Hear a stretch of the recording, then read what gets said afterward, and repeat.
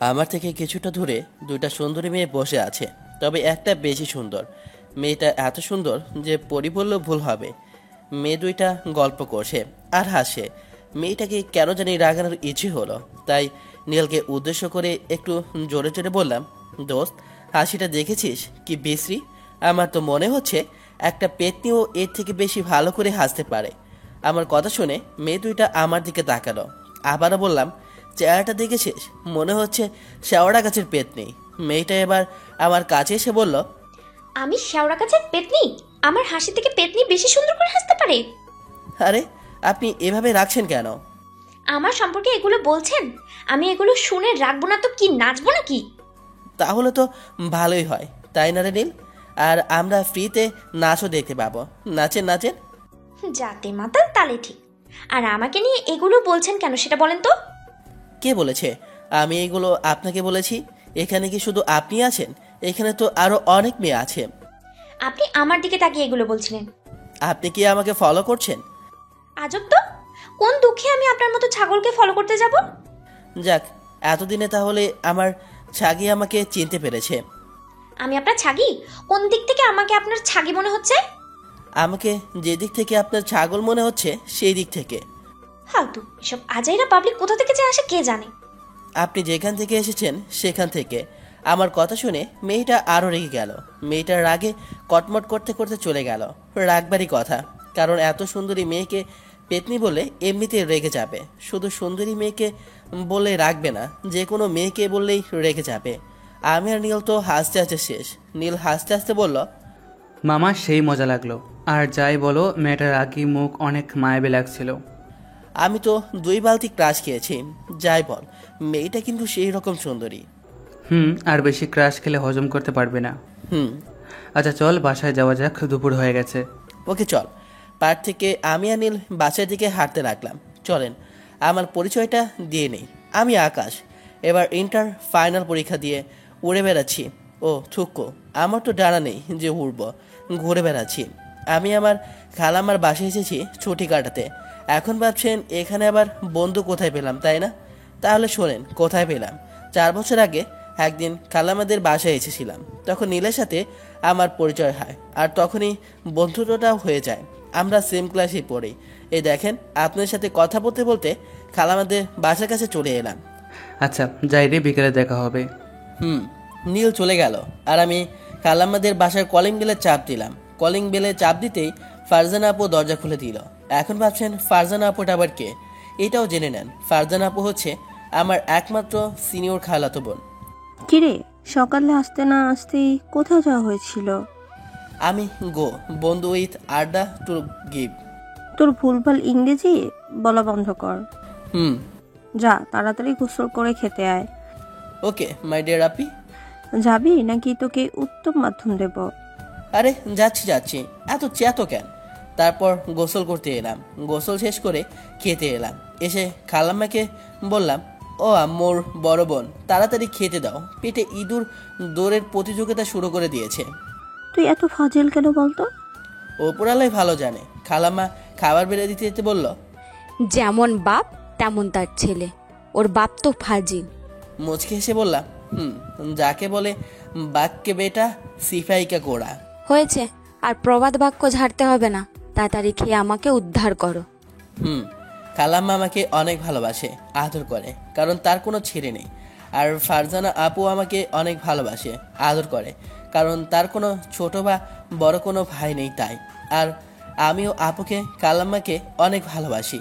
আর সুযোগ পেলে ফারজানা আপুদের বাসায় আসি, কারণ অনেক আদর যত্ন পাই তাই। খাওয়া দাওয়া শেষ করে আমার রুমে চলে এলাম। আমার না, আমি এলে এই রুমেই থাকি, এ আর কি। তারপর দিলাম ঘুম। এক ঘুমে বিকাল। হাই তুলতে তুলতে রুম থেকে বাইরে বের হলাম। বের হতেই আমি অবাক, কারণ যে মেয়ের সাথে পার্কে ঝগড়া করেছিলাম সে মেয়েটি আবুর সাথে ড্রয়িং রুমে বসে গল্প করছে। মেয়েটার চোখে চোখ পড়ল। মেয়েটা আমাকে দেখে ফারজানা আপুকে বলল, ফারজানা, এই ছেলেটা কে রে? ওটা আমার খালাতো ভাই। কি? কেন? আর তুই এত অবাক হচ্ছিসই বা কেন? তোর খালাতো ভাই একদম একটা ফালতু ছেলে। কেন, কি হয়েছে? ও আবার তোর সাথে কি করেছে? আর বলিস না। তারপর মেয়েটা আপুকে পার্কে ঘটে যাওয়া সব কিছু বলল। মেয়েটার কথা শুনে তো আপু হাসতে হাসতে সবাই শুয়ে গেল। হাসবি না বলছি। তো কি করব? হাসির কথা শুনিয়ে হাসবো না তো কি কাঁদবো নাকি? আমার কিন্তু রাগ হচ্ছে। আচ্ছা আচ্ছা, আর হাসবো না। আকাশ না ফাজিলের ডিব্বা, সব সময় ফাইজলামি করে। আকাশটা আবার কি? আমার খালাতো ভাই। ও, আকাশ তো আমার 3 বছরের ছোট, তাই না? কেন? এই ছেলে, এদিকে আয়। আমি আমার রুমের সামনে দাঁড়িয়েছিলাম, তখন ফারজানা আপুর বান্ধবী আমাকে ডাকলো। মেয়েটার ডাক শুনে নিচে এলাম। এসে সুন্দর করে আপু আর ওই মেয়েটার মধ্যখানে বসে পড়লাম। এই, এখানে বসলি কেন? ওঠ ওঠ। কেন? উঠতে বলছি না? আপনার সমস্যা হলে আপনি উঠে যান, তাই না আপু? আমার পাশে বসলি কেন? আমি আপনার পাশে বসেছি নাকি? আমি তো আমার আপুর পাশে বসেছি। তো ওই পাশে গিয়ে বস। আপনার সমস্যা হলে আপনি ওখানে বসেন। ছ্যাচরা। শেষরি মেয়েটা গিয়ে আপুর অন্য পাশে বসলো। ফারজানা আপু আমাদের এমন ঝগড়া দেখে হাসে। তারপর আমি আবার বললাম, আচ্ছা আন্টি, আপনাকে কোথাও দেখেছি মনে হচ্ছে, কিন্তু কোথায় দেখেছি ঠিক মনে হচ্ছে না। এক কুত্তা, আমাকে দেখে তোর আন্টি মনে হচ্ছে? না তো, আপনাকে দেখে আমার দাদির বয়সী লাগে। তোকে তো আজ আমি। এই থাম থাম। তোর আদরের ভাইকে আগে থামতে বল। আমি আগে শুরু করিনি, আপনি আগে শুরু করেছেন। আরও হ্যাঁ, আপনাকে কোথায় দেখেছি সেটা মনে পড়েছে। আপনাকে শেওড়া গাছে দেখেছি। মেয়েটা আমার কথা শুনে আরও রেগে গেল। রেগে গিয়ে বলল, তোকে আজ কি করবো আমি নিজেও জানি না। তুই এভাবে ওখান থেকে বসে থাক, পালাবি না একদম। ওখানে বসে থাক। পাগল নাকি? মার খাওয়ার কোনো ইচ্ছে নেই, তাই দিলাম রুমের দিকে দৌড়, এক দৌড়ে ছাদের ওপরে। আর ছেলে হয়ে মেয়ের কাছে মার খেলে আমার ইগোতে লাগবে। হাসবি না। এই অপমানের প্রতিশোধ আমি তোর খালাতো ভাইয়ের কাছ থেকে গুনে গুনে নেব। তাই নাকি? তা কি করবে শুনি? কি করবো এখনো ঠিক করিনি। এমন কিছু করব যেন ফাজলামি করা ভুলে যায়। এমন কিছু করবি না যেন পরে তুই আফসোস করিস। হুম। ও অনেক ফাজিল, কিন্তু অনেক মিশুক আর জেদিও। ওর জেদের কাছে সবাইকে হার মানতে হয়। ওর সম্পর্কেও তোকে ব্যাখ্যা করতে বলিনি। এমনিতেই ওর উপরে মেজাজটা গরম হয়ে আছে, আর তুই আমার সামনে ওর মতো হারামির গুণগান গাইছিস। কি ব্যাপার মাহি, এমনভাবে রেগে আছো কেন? কি আর হবে, ফাজিলটা রাগিয়ে গেল। ও মাহি, তোমার বাসার সবাই কেমন আছে? আলহামদুলিল্লাহ ভালো। আন্টি আজ যাই তাহলে। ওকে। আমি ছাদের উপর থেকে সব শুনছিলাম আর দেখছিলাম। ও, তাহলে মেয়েটার নাম মাহি। বাহ, নামটা অনেক সুন্দর তো। আমার নামের সাথে কেমন মিলে যাচ্ছে। আকাশের মাহি, হি, যেমন নাম তেমনই সুন্দর। মাহি দেখতেও অনেক সুন্দর। আমি তো পার্কে দেখার পর থেকে ওর প্রতি ফিদা হয়ে গেছি। দেখি পেছনে ঘুরে সিনিয়র ক্রাশকে পটাতে পারি কিনা, তাহলে অনেক দিনের ইচ্ছা সিনিয়র আপুর সাথে প্রেম করার সেই ইচ্ছাটাও পূরণ হবে। সে মাহি আপু চলে গেল। আমি ওয়াশরুমে যেয়ে গা ধুয়ে ফ্রেশ হয়ে আসি। ঘুম থেকে ওঠার পর ফ্রেশ হওয়া হয়নি। তারপর ফ্রেশ হয়ে নিচে এলাম। আমাকে বাইরে যেতে দেখে ফারজানা আপু বলল, কিরে ফাজিল, কোথায় যাওয়া হচ্ছে? বাইরে আড্ডা দিতে। আচ্ছা যা। বাসার বাইরে চলে এলাম। এসে নীলহালারে ফোন দিয়ে আসতে বললাম। একটু পর নীল এলো। তারপর দুজনে আড্ডা দিতে লাগলাম। আড্ডা দিয়ে সন্ধ্যায় বাসায় ফিরলাম। আপুর সাথে কিছুক্ষণ গল্প করে রুমে এসে মোবাইলে গেম খেলতে লাগলাম। রাতে আপু খাওয়ার জন্য ডেকে নিয়ে গেল, তাই খেতে গেলাম। ও হ্যাঁ, আপনি তো একটা কথা বলাই হয়নি। আমার খালু দেশের বাইরে থাকে, তাই তার সাথে পরিচয় করে দিইনি বা তার সাথে কোনো কথা বলিনি। তা যাই হোক গা। তারপর খাওয়া দাওয়া শেষ করে ঘুমিয়ে পড়লাম। পরের দিন সকালে আপু ভার্সিটি যাচ্ছে, তাই আপুকে বললাম, আপু আমিও তোমার সাথে তোমার ভার্সিটিতে যাব। কেন? তোমার ভার্সিটি দেখব তাই। আচ্ছা চল, কিন্তু ওখানে গিয়ে কারোর সাথে ফাজলামি করবি না। সেটা বলতে পারবো না। তাহলে যেতে হবে না। খালাম্মু। এই ফারজানা, তোর সাথে আকাশকে নিয়ে যা। চল চল, ফাজল কোথাকার। আপুর সাথে বাসা থেকে বের হয়ে হাঁটতে লাগলাম। আপু একটু যে দাঁড়িয়ে গেল, তাই আপুকে বললাম, এখানে দাঁড়ালে কেন? ইরার জন্য। ও, ওর বাসা কোথায়? এই তো সামনেরটাই। 1 মিনিট পর দেখলাম মাহি আপু বাসা থেকে বেরিয়ে এলো। মাহি আপুকে দেখে একটা মুচকি হাসি দিলাম। মাহি আপু আমাকে দেখে রেগে গেছে, সেটা মাহি আপুকে দেখেই বোঝা যাচ্ছে। কিরে ফারজানা, এই ফালতুটা এখানে কি করছে? আমাদের সাথে ভার্সিটি যাবে। ও কিরে, তুই ভার্সিটি যেয়ে কি করবি? শুনলাম ভার্সিটিতে অনেক মশামাছি আছে, তাই সেগুলোই মারতে যাব। তুই যেমন ফালতু, তোর কথাগুলোও ফালতু। এর আপুর দিকে তাকিয়ে একটা মুচকি হাসি দিলাম। ডিসগাস্টিং। কিরে ইরা, তুই আমার এমন কিউট সুন্দর ভাইকে দেখে এমন করছিস কেন? কিউট না ছাই, গতকাল থেকে ওর উপরে মেজাজ বিগড়ে আছে আমার। ইরাপুর দিকে তাকিয়ে আবারও মুচকে হাসলাম। কিরে তোর সমস্যা কি? এভাবে মুচকি মুচকি হাসছিস কেন? লে হালুয়া, আমি বলে হাসতেও পারবো না। ও হাসছে, তাতে তোর সমস্যা কোথায়? তুই আমার দিকে তাকে হাসবি কেন? আপু, তোমার বান্ধবী তো মহা ঝগড়ুটে। তোমার বান্ধবী কি এভাবে সবার সাথেই ঝগড়া করে? ফারজানা আপু আমার কথা শুনে হাসে, আর ওইদিকে তো ইরা আপু রেগে ফায়ার। উত্তর তোকে তো। মাহি আপু আমাকে মারতে এলো, তখন আমি সামনের দিকে দিলাম তোর। ওর পিছনে এমনভাবে লাগছিস কেন বলতো? তোর খালাতো ভাইকে দেখলে না আমার পুরো শরীর জ্বলে ওঠে। ফায়ার সার্ভিসে ফোন দিব নাকি? কেন? তোর শরীর জ্বলছে তাই ভাবলাম ফায়ার সার্ভিস কর্মী এসে পানি দিয়ে তোর শরীরে জ্বালানি ভাবে। কুত্তি তোকে তো। আচ্ছা বাদ দে, ভার্সিটি চলে এসেছি, ভিতরে চল। এই আকাশ, তুই ভিতরে যাবে নাকি? আপনাদের সাথে ভিতরে গেলাম। ভিতরে এসে মনে হচ্ছে ভুল করে আমি কোনো ময়দা ফ্যাক্টরিতে চলে এসেছি। ভাই রে ভাই, প্রায় সবই ময়দা সুন্দরী। তাই আপুকে বললাম, আপু আমি কি ভুল করে কোনো ময়দার ফ্যাক্টরিতে চলে এসেছি? কেন? না মানে যেদিকে তাকাচ্ছি সেদিকে দেখি ময়দা মাখা কিছু রমণীকে দেখতে পাচ্ছি, তাই আর কি। আর আমার কি মনে হয় জানো, এরা ময়দা ফ্যাক্টরিতে কাজ করেছে, তাই হয়তো এদের মুখে এত ময়দা, তাই না আপু? তোর বোনও তো ময়দা মেখেছে। আমার আপু এমনিতে অনেক সুন্দর, তোমার মতো ময়দা মেখে আন্টি থেকে সেরি হয় না। ফারজানা, তোর খালাতো ভাইকে আর কথা বলতে বারণ কর, না হলে ওর অবস্থা কি যে করবো আমি নিজেও জানি না। গতি বেগতিক দেখে যে কোনো সময় দু একটা পড়ে যেতে পারে আমার সুন্দর কিউট গালের উপর, তাই এখান থেকে কেটে পড়াই ভালো। তাই ফারজান আপুকে বললাম, আপু আমি তাহলে চারদিকটা ঘুরে ঘুরে দেখি। ওকে যা। আপুদের কাছ থেকে চলে এলাম, এসে চারদিকটা ঘুরে ঘুরে দেখতে লাগলাম। বাবারে, এদিকে তো দেখি জোড়া জোড়াটাও দেখছি। হাঁটছি, তখন হঠাৎ করে একটা মেয়ে এসে আমার উপর পড়ে গেল। আমিও নিজেকে সামলাতে না পেরে নিজে পড়ে গেলাম, আর মেয়েটা আমার ওপরে। মেয়েটার সূর্যরা এসে আমার কপালে পড়লো। মেয়েটা তাড়াতাড়ি উঠে লজ্জায় মাথা নিচু করে নিল আর বলল, সরি, হঠাৎ করে পাটা কিসের সাথে বেঁধে যেন আপনার উপর পড়ে গেলাম। It's okay. আমার একটু লজ্জা লাগছিল, তাই ওখানে না দাঁড়িয়ে হাঁটতে লাগলাম। এই শুনুন। মেয়েটার কথা না শুনে হাঁটতে লাগলাম। হাঁটছি, তখন খেয়াল করলাম সবাই আমার দিকে তাকিয়ে মুচকি মুচকি হাসে। সবার এমনভাবে হাসার কারণ বুঝতে পারলাম। আপুদের খুঁজতে লাগলাম, অনেক খোঁজাখুঁজি করে আপুদের পেলাম। এখানেও সেম কেস, আপু তাদের বান্ধবীরাও হাসে। আপুদের হাসির কারণ বুঝতে না পেরে আপুকে বললাম, আরে তোমরা সবাই এভাবে হাসছো কেন? এই দেখ। আমি তো জমিন থেকে আকাশে পড়লাম, ঠুক্কো আকাশ থেকে জমিনে পড়লাম, কারণ আমার কপালে লিপস্টিকের দাগ। তার মানে ওই মেয়েটা, ছি ছি ছি ছি ছি, কি লজ্জা কি লজ্জা। আমি তাড়াতাড়ি পকেট থেকে রুমাল বের করে মুছে নিলাম। তারপর আপুকে আবার বললাম, দেখো তো আর আছে কি না। কিন্তু ওকে কে কিস করলো? আর বলো না। তারপর আপুকে সব বললাম। আপু হাসতে হাসতে বলল, কোন মেয়েটা? এখানে তো এত মেয়ের ভিতর কোথায় খুঁজবো, আর কখনো যদি দেখা হয় তাহলে তোমাকে দেখাবো। ও আচ্ছা, আমরা এখন ক্লাসে যাব, তুই কি করবি? আমি বাসা চলে যাব। ওকে। ইরাপুর দিকে তাকিয়ে একটা ফ্লাইং কিস দিয়ে বললাম, বাই বেবি। কুত্তা তোকে তো।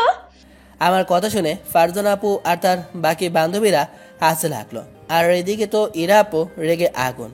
আমি নিশ্চিত এখানে থাকলে আমার ওপর দিয়ে টর্নেডো অথবা সাইক্লোন বয়ে যেতে পারে, তাই এখানে আর না দাঁড়িয়ে থাকাটাই ভালো।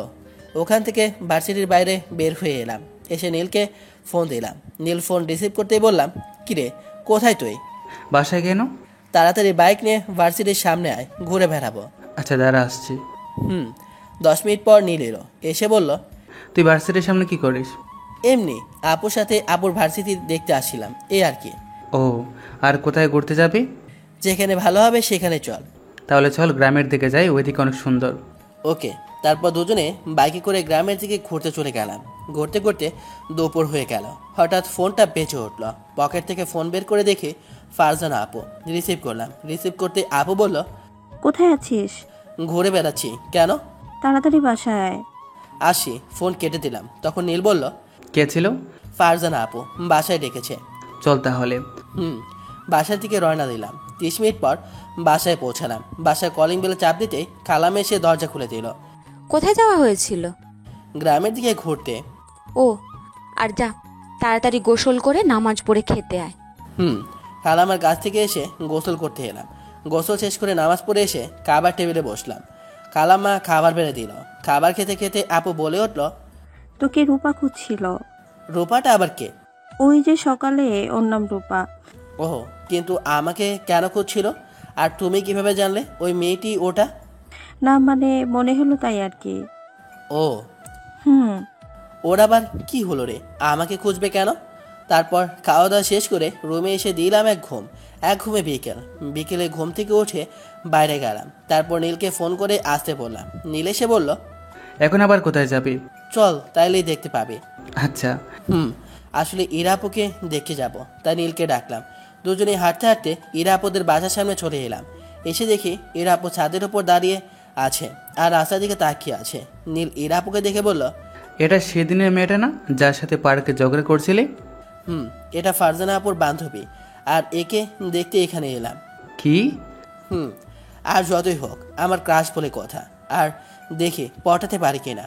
মেয়েটা তো তোর সিনিয়র। তাতে কি হয়েছে? আমি ইরাপুর উপর ফিদা হয়ে আছি সেই দিন থেকেই। ইরা আপুটা আবার কে? আমার ক্রাশের নাম। ও, কিন্তু মেয়েটা তো তোর দিকে রাগি ভাবে তাকিয়ে আছে। তাহলে পড়াবে কিভাবে? দেখা যাক কিভাবে পটাতে পারি। শালা জুনিয়ররা থাকলো পরে, এখন নাকি সিনিয়র আপুর সাথে প্রেম করবে। সিনিয়রদের সাথে প্রেম করার মজাই আলাদা। বাল। তোর আর বললাম না, কারণ আমি পুরোটা না বললেও আমার ভিউয়ার্সরা ঠিকই বোঝে যাবে, কারণ তারা তো অনেক ট্যালেন্টেড। হয়েছে, আর চল সামনে থেকে ঘুরে আসি। একটু সামনে যেতে কে যেন আমার নাম ধরে ডাক দিল। কিরে, ওই মেয়েটা তোকে ডাক দিচ্ছে কেন? কোন মেয়েটা? আবে হালা, ওইদিকে ছাদের উপরে থাকা। ছাদের উপর তাকিয়ে দেখি সকালের ওই মেয়েটা। ওখানে দাঁড়িয়ে থাকো, আমি আসছি। কিরে ভাই, মেয়েটা কে? তাহলে শোন। তারপর নীলকে সকালে ভার্সিটিতে ঘটে যাওয়া ঘটনাটা বললাম। আমার কথা শুনে নীল তো হাসতে হাসতে মাটিতে পড়ে গড়াগড়ি খাওয়ার অবস্থা। আমি বললাম, এই হাসি থামা, মেয়েটা আসছে। মেয়েটা আমাদের কাছে এলো। হাই, কেমন আছেন? ভালো, আপনি? আলহামদুলিল্লাহ ভালো। আপনার নাম কি? আকাশ। আপনার নাম রূপা, রাইট? কিন্তু আপনি জানলেন কিভাবে? ফারজানা আপু বলেছিল তাই। ও, কোন ক্লাসে পড়েন? ইন্টার পরীক্ষা দিয়ে ঘুরে বেড়াচ্ছি। আপনি? অনার্স সেকেন্ড ইয়ারে। ও, খুব ভালো তো। ওকে, আল্লাহ হাফেজ। অন্য কোনো দিন কথা হবে। আগামীকাল ভার্সিটি আসবে? আমি কি ভার্সিটিতে পড়ি যে প্রতিদিন ভার্সিটিতে যাব? তাও তো ঠিক। আচ্ছা, তোমার ফোন নাম্বারটা দাও। আমি তো ফোন ইউজ করি না, এটা বলে মনে মনে বললাম। ইয়াহ, ডাহা মিশা কথা। ফোন না টিপলে আমার দিনই কাটে না। আর ফোন নাই বলার একটাই কারণ, সেটা হচ্ছে মেয়েটাকে আমার সুবিধা মনে হচ্ছে না, তাই। কেন? এমনি ভালো লাগে না। ও, ওকে বাই। মেয়েটার প্রতি উত্তর না শুনে আমি আর নীল হাঁটতে লাগলাম। হাঁটতে হাঁটতে নীল বলল, কিরে মিথ্যা বললি কেন? কি মিথ্যা বললাম? তোর ফোন নেই বললি যে। মেয়েটাকে আমার সুবিধার মনে হচ্ছে না, তাই। আচ্ছা, বুঝলাম। একটু পর ইরাপুদের বাসার সামনে চলে এলাম। এসে দেখি ইরাপু এখনো ছাদে দাঁড়িয়ে আছে। আমাকে দেখে আবার রাগীভাবে আমার দিকে তাকালো। এর একটা ব্যবস্থা করতেই হবে। বড়দের সাথে লাগতে আসার কেমন ফল ওকে বুঝিয়ে দিতে হবে, আর ওই ফাজলামি করা বন্ধ করতে হবে। ইরাপুর চোখ আমার চোখে পড়লো। তখন মুচকি হাসি দিয়ে চোখ মারলাম। ইরাপু তো আরও রেগে আগুন। আমি আর ওখানে না দাঁড়িয়ে বাসায় ছুটে এলাম। 5 দিন পর। এই 5 দিন ইরাপুকে শুধু ফলোই করেছি আর অনেক জ্বালিয়েছি। সাথে দাঁড়িয়ে আছি, হঠাৎ করে কেউ পাশে এসে দাঁড়ালো। কে দাঁড়ালো দেখার জন্য মাথা ঘুরালাম। দেখি ইরাপু। আমি বেশ অবাক হলাম আর ভাবনার জগতে ডুব দিলাম, কারণ ইরাপু আমাকে সহ্য করতে পারে না, আর সে কিনা আমার পাশে এসে দাঁড়ালো। ইরাপুর কথায় ভাবনার ছেদ ঘটলো। ইরাপু বলল, কি রে ফাজিল, এখানে দাঁড়িয়ে দাঁড়িয়ে কি দেখছিস? এই তো আকাশের তারা কোণে। ফাজিল কোথাকার, এই বিকেলে তারা কোথায় পেলি? কিছু বলবা নাকি? তুই আমাকে ফলো করছিস কেন? কোথায় ফলো করি? তোর কথা ভেবে আটকে যাচ্ছে কেন? এমনি। মিথ্যে বলছিস কেন? আসলে কি? আসলে আপনাকে আমার ভালো লাগে, তাই। আমি তোর থেকে 3 বছরের বড়, বুঝেছিস? এটা কোনো সমস্যা না, আমার তো বড় আপদেরই ভালো লাগে। তাই নাকি? আজ ইরাপুর হলো কি কিছুই তো বুঝতে পারছি না। তার মানে কি ইরাপু প্রপোজ করে দেখে কি হয়? যেই ভাবা সেই কাজ, বলেই দিলাম। আমি না তোমাকে ভালোবেসে ফেলেছি, তাই ফলো করি। আমার কথা শুনে ইরা আপু আমার দিকে বড় বড় চোখ করে তাকিয়ে আছে। আবার বললাম, কি হলো, এভাবে বড় বড় চোখ করে তাকিয়ে আছো কেন? এভাবে প্রপোজ করলে হবে না, ভালোভাবে প্রপোজ করতে হবে। এ তো বৃষ্টি না চাইতেও জল, থুক্কো, জল না চাইতেই বৃষ্টি। খুশিতে কথা গলায় উলটপালট হয়ে যাচ্ছে। খুশিতে তো আমার মনের ভেতর লুঙ্গি ড্যান্স দেওয়া শুরু করে দিয়েছে। ছাদে একটা গাঁদা ফুলের গাছ ছিল, ওখান থেকে একটা গাঁদা ফুল ছিঁড়ে হাঁটু গেড়ে বসে বললাম, তুমি কি হবে আমার সেই কবিতা যা প্রতিদিন অনুভব করতে পারি কিন্তু লিখতে পারে না? তুমি কি হবে আমার সেই অনুভূতি যা অনুভব করেও তোমাকে করতে পারি না? তুমি কি হবে সেই ছবি যা কল্পনা করি কিন্তু আঁকতে পারে না?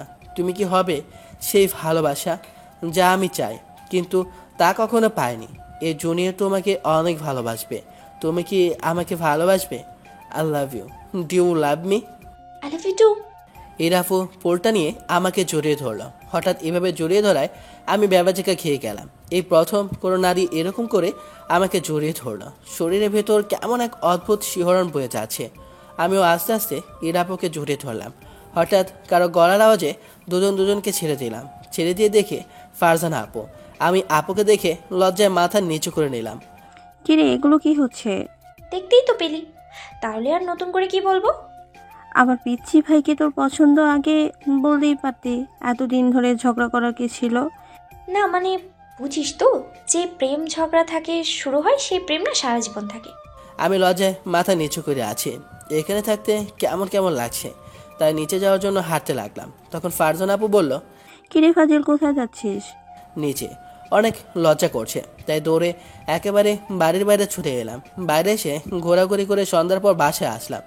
রাতে খাবার সময় ফারজানা আপু আমার দিকে তাকিয়ে মিটমিট করে হাসছে। আপুর এমন হাসি দেখে বললাম, এভাবে হাসছো কেন? তুই তো দেখি অনেক বড় হয়ে গেছিস। আমি আবার কখন ছোট ছিলাম?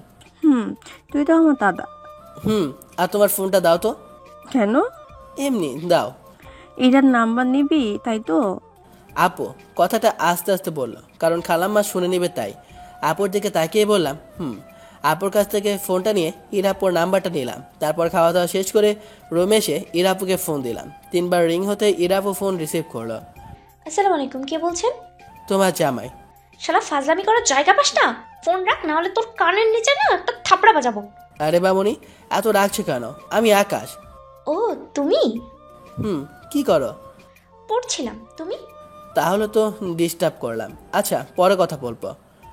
আরে না, পড়া শেষ হলো, এখন ঘুমাতে যাব। ও, খেয়েছো? তোমার খাওয়া হয়েছে? আর আগামীকাল রেডি থেকো, ঘুরতে যাবো। তাই নাকি? তা কোথায় যাবে শুনি? পার্কে। ভার্সিটিতে আমার তো একটা গুরুত্বপূর্ণ ক্লাস আছে, বিকেলে গেলে হয় না? হয়। আল্লাহ হাফেজ, ঘুমিয়ে যাও। ওকে, আল্লাহ হাফিজ। ফোন কেটে দিলাম। তারপর দিলাম ঘুমের রাজে পারি। সকালে ফারজানা আপু ডাকে ঘুম ভাঙলো। ঘুম থেকে উঠে ফ্রেশ হয়ে নিচে নাস্তা করতে এলাম। তারপর আপুকে বললাম, আপু তোমার সাথে ভার্সিটি যাব। এখন তো আরো যাবি? খাওয়া দাওয়া শেষ করে রুমে গেলাম। তারপর রেডি হয়ে নিচে এলাম। নিচে এসে দেখি ফারজানা আপু বসে আছে। তুই কি মেকআপ করেছিলি নাকি যে এত দেরি হলো? আরে না, আচ্ছা চলো। তারপর আমি আর ফারজানা আপু বাসা থেকে বের হয়ে হাঁটতে হাঁটতে ইরাপোদের বাসার সামনে এসে দাঁড়ালাম। 2 মিনিট পর ইরাপো ওদের বাসা থেকে বেরিয়ে এলো। বাহ, আমার পরিটাকে লাল পোশাকে তো অনেক লাল পরি লাগছে। আমি তো আবারও নতুন করে ইরাপোর প্রেমে পড়লাম। আমি তো এক ধ্যানে তাকিয়ে আছি। হঠাৎ কারো থাপ্পড়ের আঘাতে ধ্যান ভাঙলো। এমনভাবে মাথায় মারলে কেন? গর্ধপের মতো এই দিকে এক ধারে তাকিয়েছিস, তাই তোর ধ্যান ভাঙানোর জন্য মারলাম। আর এরা 2 মিনিট হলো এখানে এসেছে। মাথা চুলকাতে চুলকাতে বললাম, ও এত মাথা চুলকালে মাথা সব চুল উঠে যাবে। মানে? কিরে, ওকে এভাবে বারবার লজ্জা দিচ্ছিস কেন? এতে তোর কোথায় সমস্যা? আমারই তো সব সমস্যা। আমার বয়ফ্রেন্ডকে তুই লজ্জায় ফেলবি আর আমি কি চুপ থাকবো? বাবা, এত ভালোবাসা? যতই হোক আমার জুনিয়র বয়ফ্রেন্ড। আমি শুধু চুপ করে ওদের ঝগড়া শুনে যাচ্ছি। ওদের কথা শুনতে শুনতে ভার্সিটি চলে এলাম। তারপর ভিতরে গেলাম। ভার্সিটিতে আমাকে দেখে রূপা নামের মেয়েটি আমার কাছে এলো। হাই, কেমন আছো? আলহামদুলিল্লাহ ভালো, আপনি? আলহামদুলিল্লাহ ভালো। হঠাৎ কি মনে করে ভার্সিটিতে আসা হলো?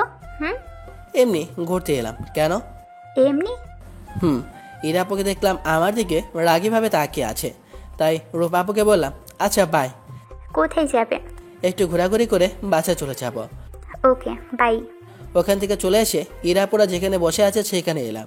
মেয়েটার সাথে এত কিসের কথা? এমনি কেমন আছিস সেটা জিজ্ঞেস করছিল। তাই বলে হেসে হেসে কথা বলবা? এসে কথা বলে সমস্যা কোথায়? অনেক সমস্যা। এভাবে আর যেন আর কারোর সাথে হেসে হেসে কথা বলতে না দেখি। আচ্ছা, আর একটা কথা, প্রতিটি সম্পর্কে সবচেয়ে গুরুত্বপূর্ণ হচ্ছে বিশ্বাস। তোদের ঝগড়া হয়েছে? আর এই, তুই এবার যা, আমাদের ক্লাসের সময় এসেছে। তারপর ওখান থেকে বাসায় চলে এলাম। বিকেলে ইরাকে ফোন দিয়ে বললাম, কোথায় তুমি, ঘুরতে যাবে না? আমি তো ব্যস্ত, এখন যেতে পারবো না। ও আচ্ছা। মন খারাপ? না, আচ্ছা ঠিক আছে, কাজ করো। পরে কথা বলবো বাবু, ওকে? আচ্ছা। মনটা খারাপ হয়ে গেল। মন খারাপ করে মাথা নিচু করে বসে আছি। তখন ফারজানা এসে বলল, কিরে, এমন ভাবে মাথা নিচু করে বসে আছিস কেন? এমনি ভালো লাগছে না। কি হয়েছে? না, এমনিতেই ভালো লাগছে না। আমার সাথে একটু শপিং মলে চল তো। কি করতে যাবা? মানুষ শপিং মলে কি করতে যায়? শপিং করতে? আমিও তাই করব। ও ওকে, চলো। আমি আর আপু বাসা থেকে বের হয়ে একটা সিএনজি নিয়ে শপিং মলে চলে এলাম। আপু শপিং করতে লাগলো। একটা দোকানে নীল রঙের একটা ব্রেসলেট দেখতে পেলাম, তাই ওই দোকানে গিয়ে ব্রেসলেটটা কিনে নিয়ে পকেটে রেখে দিলাম। এটা ইরাপুর হাতে অনেক সুন্দর দেখাবে, আগামীকাল দিতে হবে। তারপর আপুর কাছে চলে গেলাম। কিরে, কোথায় গিয়েছিলি? আশেপাশে ছিলাম। আমি কিন্তু দেখেছি। মাথা চুলকাতে চুলকাতে বললাম, ও এই 2 দিনে এত ভালোবাসা যে ব্রেসলেট কিনছিস। কই, আমাকে তো কোনোদিন কিছু কিনে দিলি না। দিব তো, অনেক বড় একটা গিফট দিব তো। কি? তোমাকে একটা হাজবেন্ড গিফট করব। হারামি, ওটা তুই না দিলেও পাবো। তাই? চল এখন রেস্টুরেন্টে যাব। ওকে চলো। তারপর আপুর সাথে রেস্টুরেন্টে চলে এলাম। রেস্টুরেন্টে খাওয়া দাওয়া করে বাসায় চলে এলাম। রাতে ইরা আপুকে ফোন দিলাম। প্রথমবার কেটে গেল, দ্বিতীয়বার ফোন রিসিভ করলো। ইরা আপু ফোন রিসিভ করতে বললাম, কেমন আছো? আলহামদুলিল্লাহ ভালো, তুমি? আলহামদুলিল্লাহ ভালো। কি করো? এই তো শুয়ে আছি। তুমি? আমিও। খেয়েছো? তুমি? তোমার জন্য একটা গিফট আছে। কি গিফট? যখন দেব তখনই দেখতে পাবে। তোমার ফেসবুক আইডির নাম কি? অবুঝমন। কার অবুঝমন? কে বোঝে না? আরে ফাজিল, অবুঝমন আমার আইডির নাম। ও আচ্ছা, তোমার আইডি খুঁজে রিকোয়েস্ট দিচ্ছি। ওকে। আর তোমাকে একটা কথা বলার আছে। বলো। ফোনে না, সামনাসামনি। কেউ বলবে যে ফোনে বলবে না বলছো? কিছু বুঝতে পারছি না। কি হলো? কিছু না। আমার স্বপ্ন কি জানো? কি? আমার স্বপ্ন আমাদের ছোট একটা সংসার হবে, আমাদের ছোট একটা ফুটফুটে মেয়ে হবে, ঠিক তোমার মতো। তোমার মতো হবে ঠিকই, কিন্তু আমার নামে নাম রাখবো। নাম কি রাখবো জানো? নাম রাখবো আনিকা। কি সুন্দর নাম, তাই না? চুপ যে, কিছু বলো। কি বলবো বুঝতে পারছি না। মানে? কিছু না। ও ওকে, আল্লাহ হাফিজ, ঘুম আসছে। ওকে, আল্লাহ হাফেজ। ইরাপু ফোন কেটে দিয়ে মনে মনে ভাবতে লাগলো, কোথা থেকে বাচ্চার নাম পর্যন্ত ঠিক করে রেখেছে। না, ওকে সত্যিটা বলে দিতে হবে যে আমি এতদিন মজা করছিলাম। ইরা এগুলো ভাবতে ভাবতে ঘুমিয়ে পড়লো। পরের দিন সকালে ইরার সাথে দেখা করে আমি বললাম, দেখি তোমার হাতটা দাও তো। আগে আবার কথাটা শোনো তারপরে। না, আগে হাতটা দাও, তারপর তোমার কথা শুনবো। না, আগে আমার কথা শোনো তারপরে। না, আগে তোমার হাত দাও। আচ্ছা নাও। আমি আমার পকেট থেকে ব্রেসলেটটা বের করে পরে দিতে যাব, তখন ইরাপু বলল, আমি তোমাকে ভালোবাসি না, এতদিন তোমার সাথে অভিনয় করেছি। ইরাপুর এমন কথা শুনে আমার পায়ের নিচ থেকে যেন মাটি সরে গেল। তাও মুখে হাসি নিয়ে বললাম, মিথ্যা বলছো কেন? আর এভাবে মজা করছো কেন? আমি সত্যি বলছি, তোমাকে আমি কখনো ভালোবাসিনি। শুধু তোমার কাছ থেকে অপমানের প্রতিশোধ নিতেই এমন করেছি। তুমি আমার থেকে ছোট, তোমার আমার সম্পর্ক কোনোভাবেই হয় না। প্লিজ ক্ষমা করে দিও, আর আমাকে ভুলে যেও। চিন্তা করো না, আমার থেকে তুমি সুন্দর একটা মেয়ে পাবে। ইরাপুর কথা শুনে আমার শরীরের পার্টসগুলো চলাচল বন্ধ করে দিয়েছে। আমার শরীর পুরো স্তব্ধ হয়ে গেল। পৃথিবীটা যেন আমার চারদিকে ঘুরপাক খাচ্ছে। আমি কি বলবো কিছুই বুঝতে পারছি না। মনে হচ্ছে আমার কলেজাটার উপর কেউ জোরে জোরে হাতুড়ি দিয়ে পিটিয়ে যাচ্ছে, আর আমার কলেজাটা টুকরো টুকরো হয়ে যাচ্ছে। চোখের কোণ ভিজে উঠল। ইরা আপুর সামনে কাঁদতে চাইলাম না, তাই চোখের পানি কোনো মতে আটকে রাখলাম। প্লিজ ক্ষমা করে দাও। কিন্তু তুমি এটা আমার সাথে ঠিক করনি। যাও, তোমাকে ক্ষমা করে দিলাম। কথাগুলো বলতে অনেক কষ্ট হলো, তাও বললাম। আর দাঁড়িয়ে থাকতে পারছি না, চোখ দিয়ে পানি বের হয়ে আসতে চাইছে, কিন্তু বের হতে দিচ্ছি না। ওখান থেকে বাসায় চলে এলাম। কিরে, তোকে এমন দেখাচ্ছে কেন?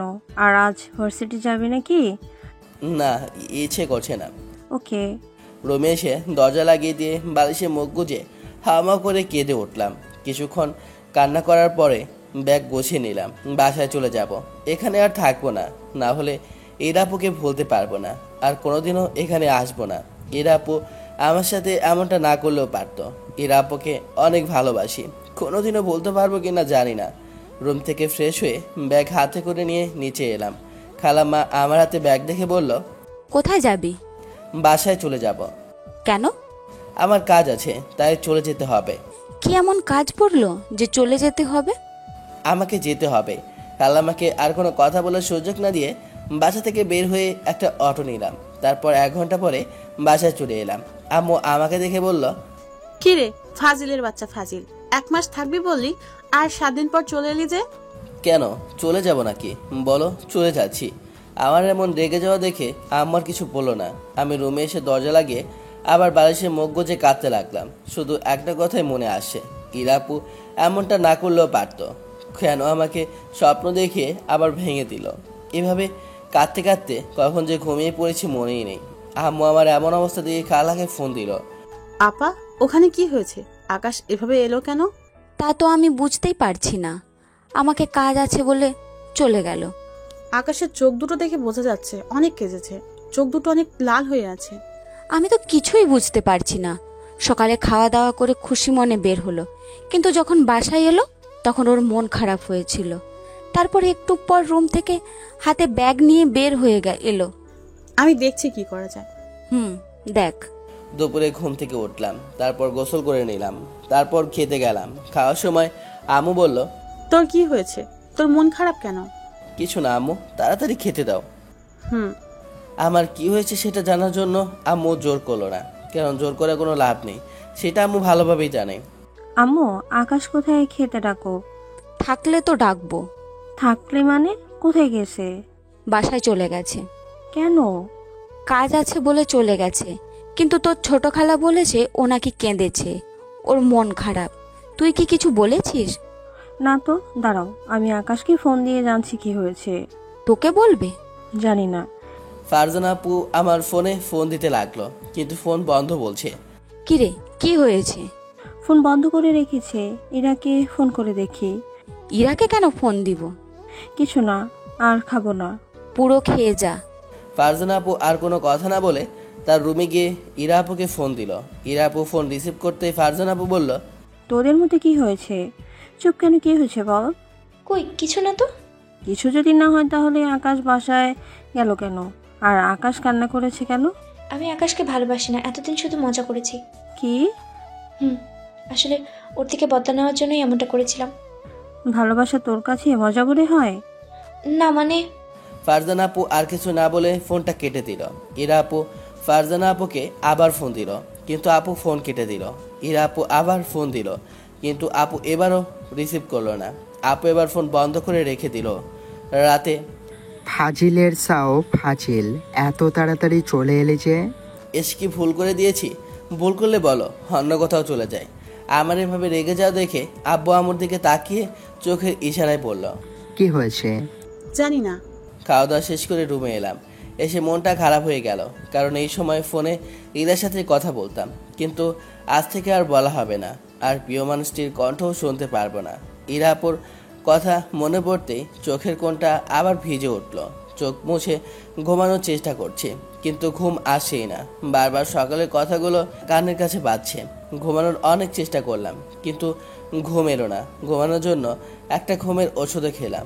ওষুধ খাওয়ার একটু পরেই ঘুমিয়ে পড়লাম। পরের দিন সকালে, এই বাজার যা তো, কোনো সবজি নেই, সবজি কিনে নিয়ে আয়। টাকা দাও। নেই। আব্বু, তুমিও টাকা দাও। আর টাকা কি করবে?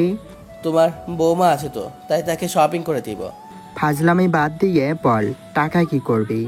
আমার পকেটে কোনো টাকা নেই, তাই পকেট খরচ দাও। এটা আগে বললেই পারতি। এখন তো বললাম, এখন টাকা দাও। এই নে 100 টাকা। আব্বু গো, তুমি কত টাকা দিলা? আমার তো পকেটে টাকার জায়গায় নেই। বেশি হয়ে গেছে, আগে বলবি তো। আচ্ছা দে তাহলে, 100 কমিয়ে 50 টাকা দিই। আবার বাপ বেটা শুরু হলো। এই তাড়াতাড়ি বাজারে গিয়ে সবজি নিয়ে আয়। দাঁড়িয়ে কেন, যা। তাড়াতাড়ি 5,000 টাকা দাও। কি? জি আব্বা হুজুর। হবে না? আম্মু দিতে বলো। তুই না তোর খালার বাসা যাওয়ার আগে 5,000 নিলি? ওটা শেষ হয়ে গেছে, এখন টাকা দাও। এই নে 1,000, এর থেকে বেশি দিতে পারবো না। দাও। আরে বাইকের চাবিটা দাও। এই নে। আব্বুর কাছ থেকে বাইকের চাবিটা বের করে বাজারে গেলাম। বাজার থেকে তরকারি কিনে বাসায় চলে এলাম। আম্মু এই নাও। আর যে টাকা বেশি হয়েছে তা ফেরত দে। ছি, বিড়ালকে মাছ জমা দেওয়ার পর ফেরত চাইছে। তোকে তো। আম্মু চামচটা হাতে নিতেই দিলাম দৌড়। এক দূরে রুমে চলে এলাম। যেমন বাপ তেমন তার ছেলেও হয়েছে। রুমে এসে শুয়ে পড়লাম। তখন ইরার কথা মনে পড়ে গেল আর মনটা খারাপ হয়ে গেল। না, যতক্ষণ একা থাকবো ততক্ষণ মন খারাপ থাকবে, তার থেকে ভালো বাইরে যাই। রুম থেকে বের হয়ে আম্মুকে বলে বাসা থেকে বেরিয়ে আমাদের বাসার পাশে থাকা দোকানে এলাম। বসে আছি, তখন দেখলাম রায়হান কোথাও যাচ্ছে, তাই রায়হানকে ডাক দিলাম। রায়হান আমার বন্ধু। ডাক শুনে রায়হান এলো। তারপর রায়হানের সাথে বসে গল্প করতে লাগলাম। ঘন্টা খানেকের মতো গল্প করে বাসায় এলাম। তারপর খাওয়া দাওয়া শেষ করে রুমে চলে এলাম। এদিকে ভার্সিটিতে। আজ আমার জন্য না দাঁড়িয়ে চলে এসেছিস কেন? এমনি। ও, কিছু কি বলবি?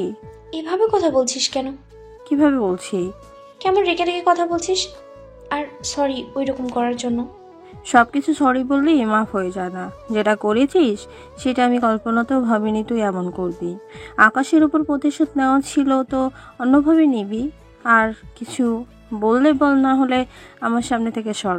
তোকে দেখলেই তোর উপর রাগ হচ্ছে। আচ্ছা থাক, তোকে যেতে হবে না, আমিই যাচ্ছি। তোর মতো বেস্ট ফ্রেন্ড থাকার চেয়ে না থাকা অনেক ভালো। আজ থেকে তোর সাথে আমার ফ্রেন্ডশিপ শেষ। ফারজানা দাঁড়া। ফারজানা আপু ইরা আপুর কথা না শুনে অন্য জায়গায় চলে গেল। 5 দিন পর।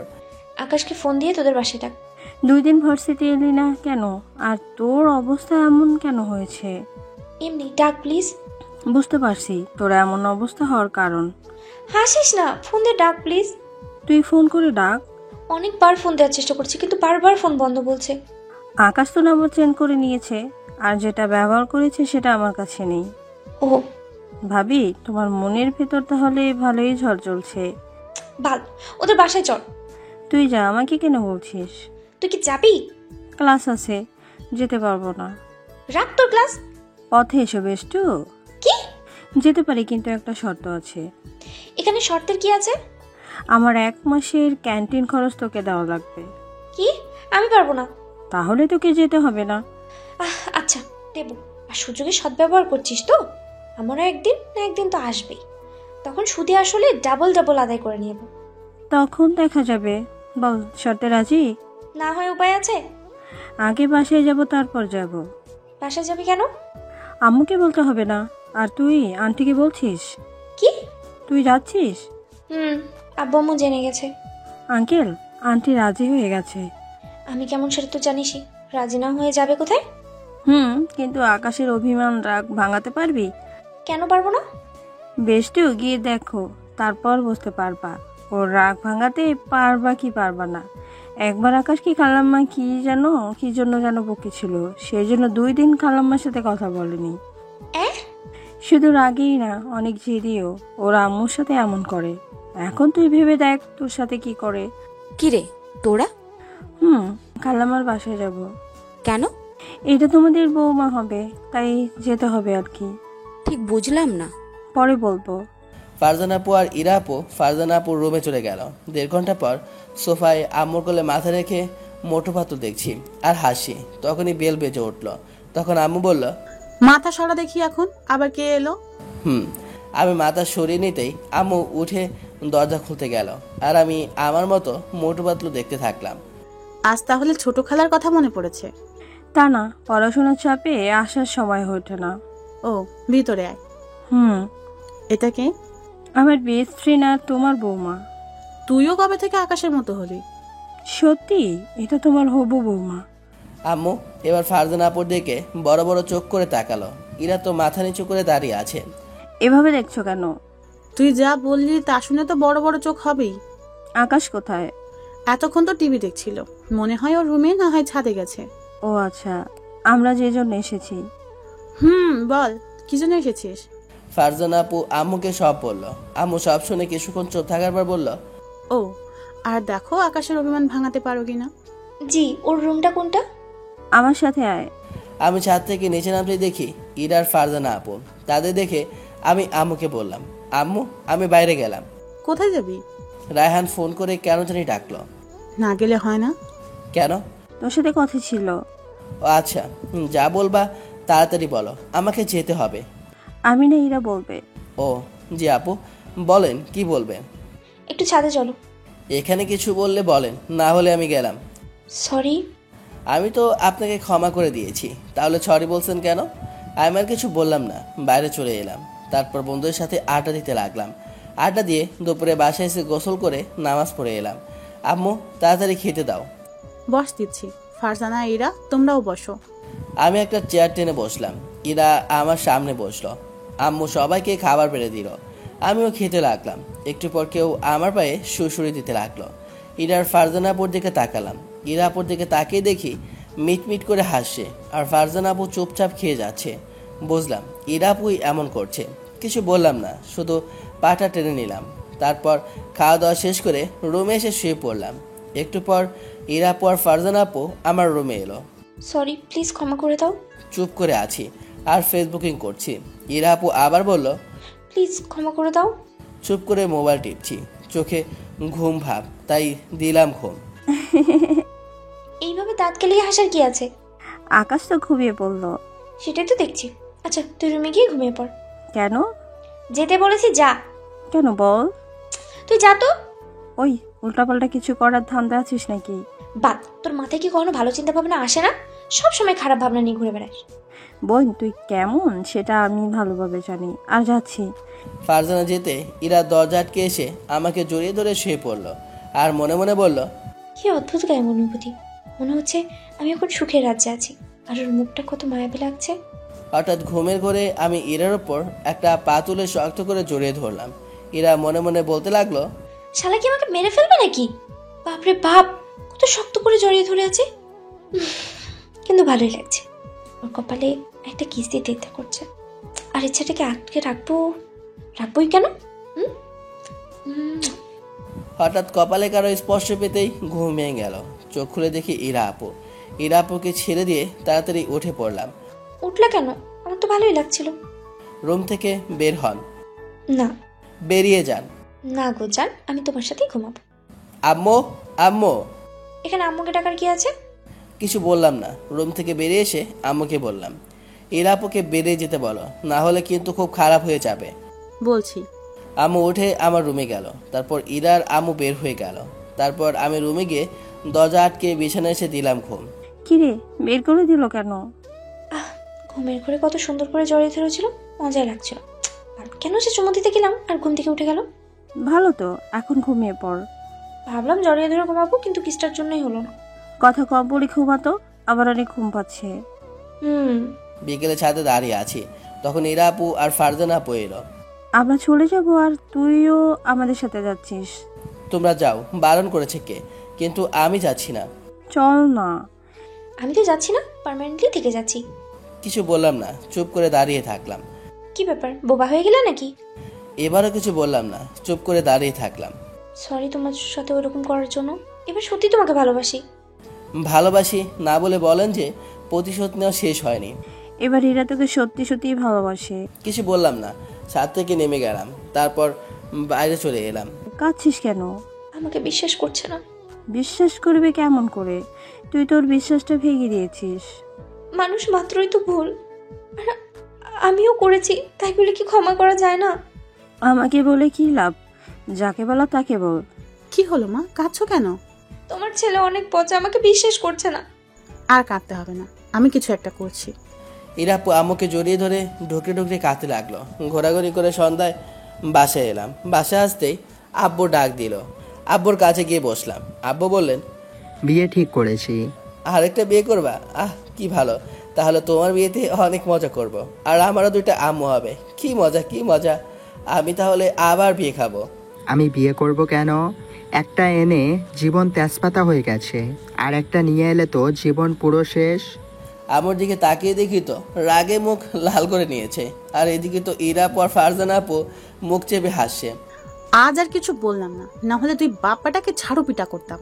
আব্বুর কথা শুনে আব্বু চুপ হয়ে গেল। আমি তো মুচকি মুচকি আসছি। আব্বু বলল, আমরা তোর বিয়ে ঠিক করেছি। বিয়ে করতে পারবো না। তুই করবি না? তোর আম্মুর দিকে তাকাও কেন? আর পুরোটা না বলে এভাবে থেমে গেল যে? আরে বাপ, বিয়ে করলে তোর সমস্যা কি? আমি বিয়ে করছি না, এটাই আমার শেষ কথা। আশা করি সামনে আমার বিয়ে সম্পর্কে আর কোনো কথা বলবে না। তারপর ওখান থেকে উঠে রুমে চলে এলাম।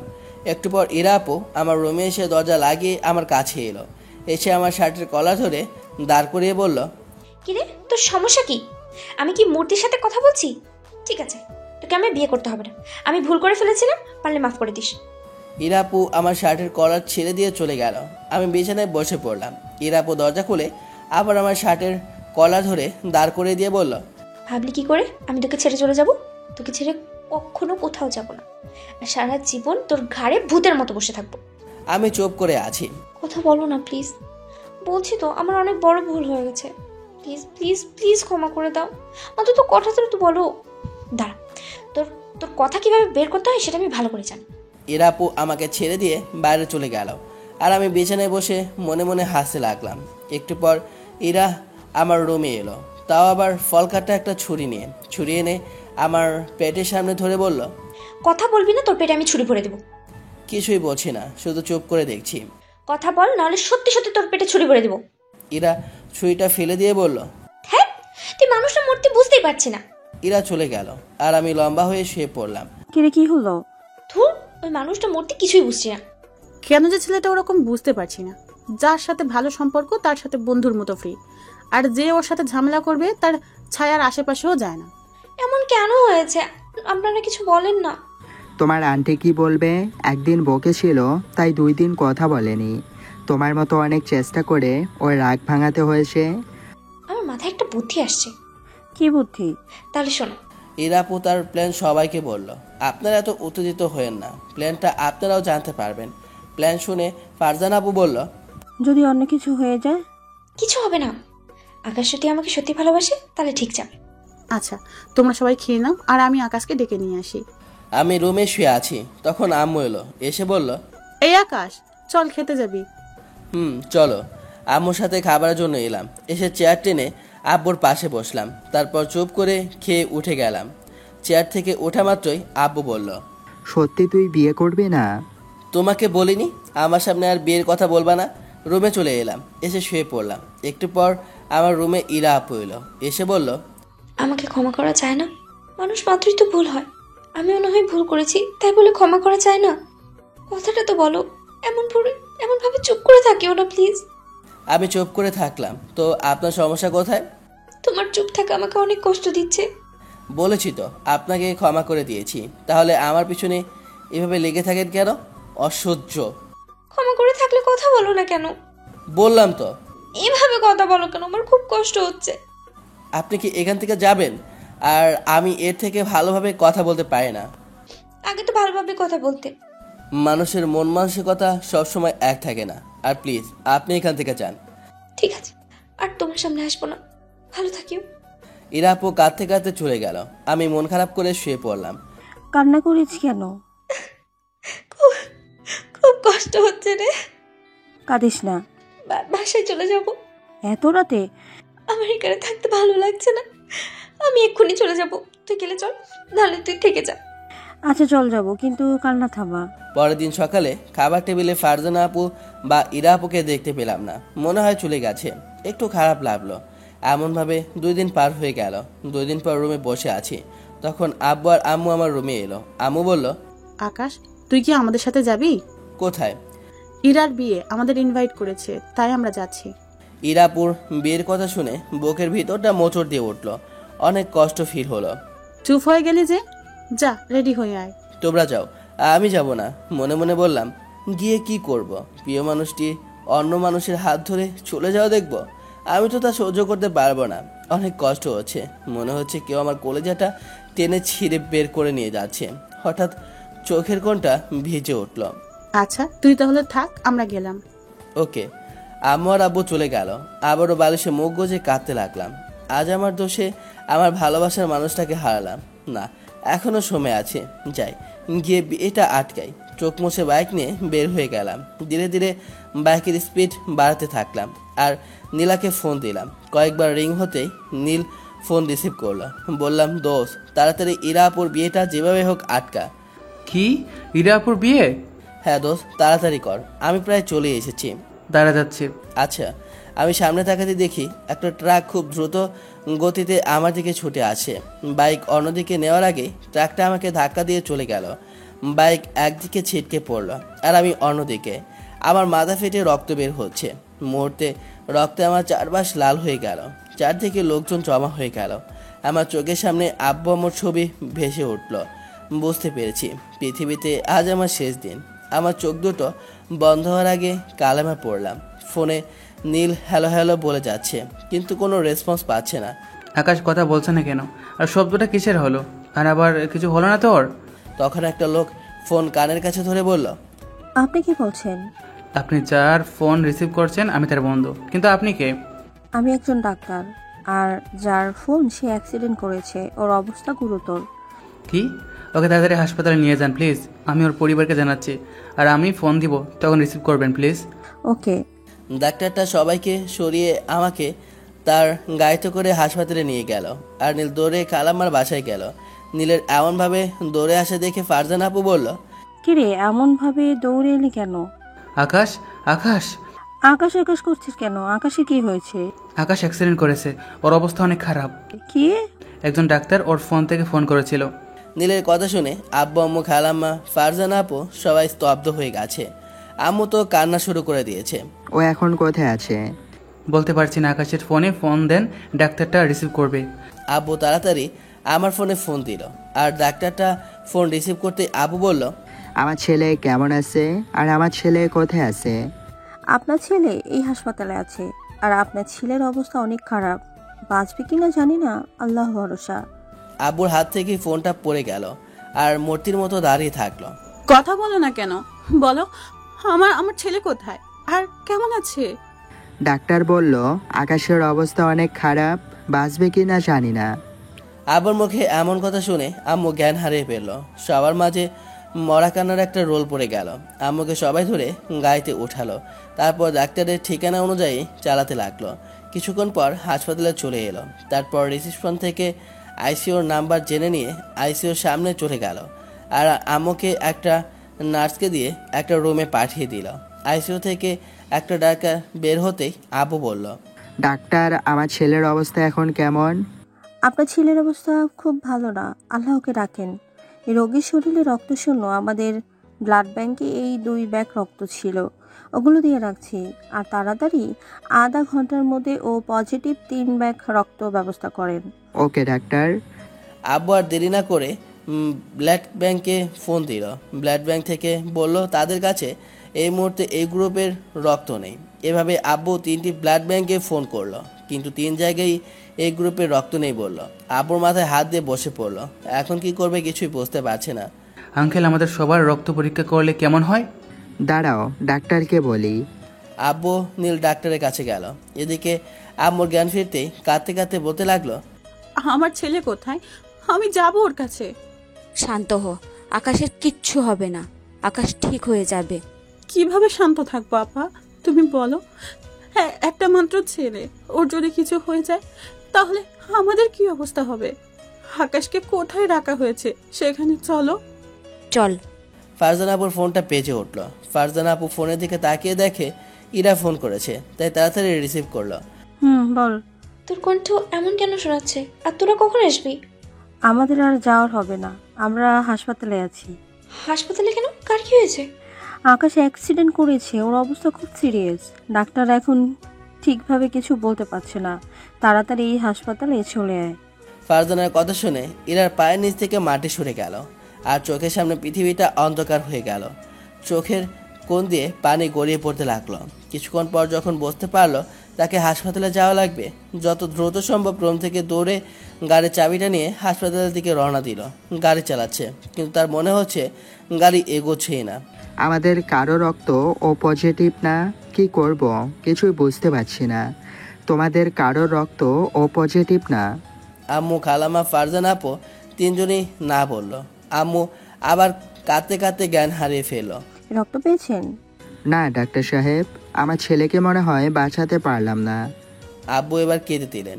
ইরা আপু আধা ঘন্টা পর এলো, এসে কেঁদে কেঁদে বলল, আকাশ কেমন আছে? আকাশ কোথায়, আমি দেখবো? ওর ও পজিটিভ রক্ত লাগবে, কোথাও পাওয়া গেল না। যত রক্ত লাগবে আমি দেবো, আমার রক্তের গ্রুপ ও পজিটিভ। চল ডাক্তারের কাছে।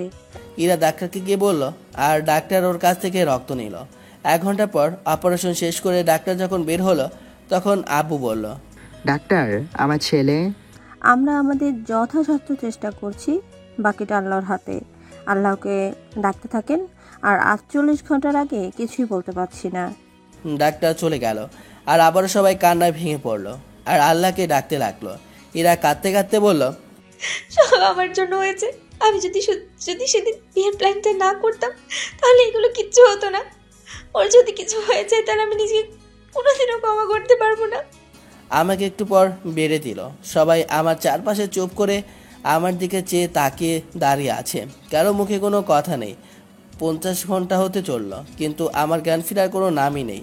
এদিকে আম্মু, ইরা আপু না খেয়ে শুধু কান্না করে নিজেরাই এক একটা রোগী হয়ে গেছে। 3 দিন হয়ে গেল, এখনও আমার জ্ঞান ফিরেনি।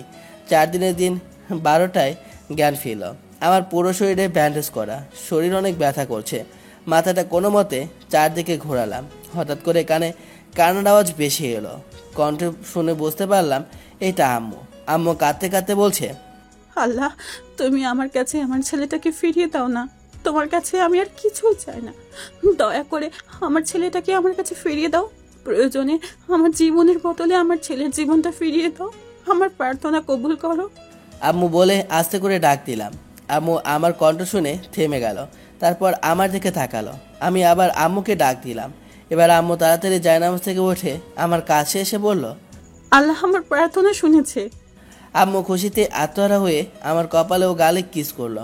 আমি বললাম, আম্মু খিদে পেয়েছে তো। আম্মু চোখ মুছে বলতে লাগলো, কি খাবি? লে হালুয়া। আমি যা খাবো তুমি কি তাই করে দিবে নাকি? যা আসে তাই দাও, অনেক খিদে পেয়েছে। দাঁড়া, দিচ্ছি। আমি এই অবস্থায় দাঁড়াতে পারবো না, শুয়ে থাকবো। হয়েছে বাপ, আর কথা ধরিস না। কথা কি ধরা যায়? বাপ, আমার ভুল হয়ে গেছে, ক্ষমা কর। তারপর আম্মু আমাকে কলার পাউরুটি খাইয়ে দিয়ে ওষুধ খাইয়ে দিল। ইরার কথা মনে পড়তেই মনটা খারাপ হয়ে গেল, আর চোখের কোণ দিয়ে পানি গড়িয়ে পড়তে লাগলো। কাঁদছিস কেন? এমনি। আজকে কি বার? বুধবার। কেন? ও, তোমার মুখ এমন শুকনো হয়ে আছে কেন? ভালোভাবে খাওয়া দাওয়া করনি? না, তবে আগামীকাল থেকে খাবো। আব্বু কোথায়? বাসায় গেছে। ও আচ্ছা, তুমি ঘুমিয়ে পড়ো। বুঝতে পেরেছি, 4 দিন ঘুমাওনি। ঘুমাবো না, আমার ফাজিল ছেলের সাথে 4 দিন কথা বলি না। আরে ঘুমিয়ে পড়ো, আগামীকাল সকালে তো কথা বলতে পারবে। আর আমার মাথাটাও কেমন টনটন ব্যথা করছে, আমিও ঘুমিয়ে যাই, আমার অনেক ঘুম পাচ্ছে। তুই ঘুমা, আমি তোর মাথায় হাত বুলিয়ে দিই। আচ্ছা। আম্মু আমার মাথায় হাত বুলিয়ে দিতে লাগলো। পরের দিন সকালে সবার কথা বলার শব্দ শুনে ঘুমটা ভেঙে গেল। আমি বলে উঠলাম, কি ব্যাপার, এটা কি মাছের বাজার যে এখানে চেঁচামেচি করছো? না রে ফাজিল, এটা হাসপাতাল, আর আমরা সবাই হাসপাতালেই আমাদের ফাজিলটাকে দেখতে এসেছি। সবার মাঝে আমার চোখ দুটো একজনকে খুঁজতে, কিন্তু খুঁজে পাচ্ছে না। মনটা খারাপ হয়ে গেল। সে আসবে কেন? সে তো অন্য কারো হয়ে গেছে। আজ আমার জন্য প্রিয় মানুষটাকে হারিয়ে ফেলেছি। এভাবে চারিদিকে তাকিয়ে কি দেখছিস? কিছু না, ফারজান আপুকে দেখলাম বাইরে গেল, আবার 2 মিনিট পর চলে এলো। আমি বললাম, আম্মু একটু ওয়াশরুমে যাব। চল, আমি নিয়ে যাচ্ছি। তারপর আব্বু আমাকে কোলে করে নিয়ে ওয়াশরুমে গেল। কিছুক্ষণ পর আবার কোলে করে নিয়ে এলো। বেডে শুয়ে আছি, হঠাৎ কেউ এসে আমার গাল ও কপালে চুমু দিতে লাগলো। এমা, এ তো ইরা আপু। আরে আরে, করছেনটা কি? চুপ থাক। আরে করছেনটা কি? সবাই দেখছে তো। এখানে আমাদের থাকা ঠিক হবে না, সবাই কেটে পড়ো। সবাই বাইরে চলে গেল। তারপর দরজা টেনে দিল। আমি বললাম, আপু আপনার এমন অবস্থা কেন? আপনার হাজবেন্ড কি আপনার উপর টর্চার করেছে? আর আপনার হাজবেন্ড কোথায়? কুত্তা, আপু বলবি না। আর আমার বিয়ে কবে হলো যে আমার হাজবেন্ড থাকবে? কেন? সেদিন আমার বিয়ে না, বার্থডে ছিল। ও, আপনার এমন অবস্থা হয়েছে কেন? কুত্তা বিলাই হনুমান লালবন্ধ তোর জন্য। তোর যদি কিছু হয়ে যেত, তাহলে আমার কি হতো? আমি তো মরে যেতাম। তোকে খুব ভালোবাসি রে, খুব। আর কান্না থামাও। চেহারার কি অবস্থা করেছো বলো তো? দেখতে একদম শেওড়া গাছের পেতনির মতো লাগছে। যাও, ময়দা দিয়ে চেহারা ঠিক করে এসো। আমি ময়দা মাখি না, শুধু হালকা লিপস্টিক ব্যবহার করি। ও, তাহলে তো ভালোই, আমাকে ময়দা কিনতে হবে না। I love you. I love you too. ভালোভাবে বলো। কিভাবে? ফাজলামি বাদে ভালোভাবে বলো না। আচ্ছা বলছি, আই লাভ ইউ টু। এরা মুয়া। এটা কি হলো? কিস দিলাম। 3 মাস পর বাসর ঘরের সামনে দাঁড়িয়ে আছি। ভেতরে যেতে কেমন ভয় ভয় করছে। বুকে ফু দিয়ে ভেতরে গেলাম। আমার আশা শব্দ পেয়ে ইরাপু বিছানা থেকে উঠে আমাকে সালাম করতে গেল, কিন্তু দিলাম না। ইরাকে ধরে নিয়ে বললাম, একমাত্র আল্লাহ ছাড়া অন্য কোনো কিছুর কাছে মাথা নত করলে গুনাহ হয়। আর চলো 2 রাকাত নফল নামাজ আদায় করে আমাদের ভবিষ্যৎ জীবনের জন্য দোয়া করি। তারপর দুজন মিলে অজু করে এসে নামাজ আদায় করে দোয়া করলাম। তারপর ইরাকে কোলে তুলে বিছানায় শুয়ে দিলাম। তারপর যান ভাগেন। আমার বুঝি লজ্জা করছে না? আর বাকিটা ইতিহাস। এই ইতিহাস জানতে গেলে বিয়ে করে নিয়ে জানতে হবে। গল্পটা কার কাছে কেমন লেগেছে কমেন্ট করে জানাতে ভুলবেন না। আর গল্পটা ভালো লাগলে লাইক শেয়ার কমেন্ট করবেন। আর যাওয়ার সময় সাবস্ক্রাইব তো অবশ্যই করবেন। ভুল ত্রুটি হলে ক্ষমার দৃষ্টিতে দেখবেন। ধন্যবাদ।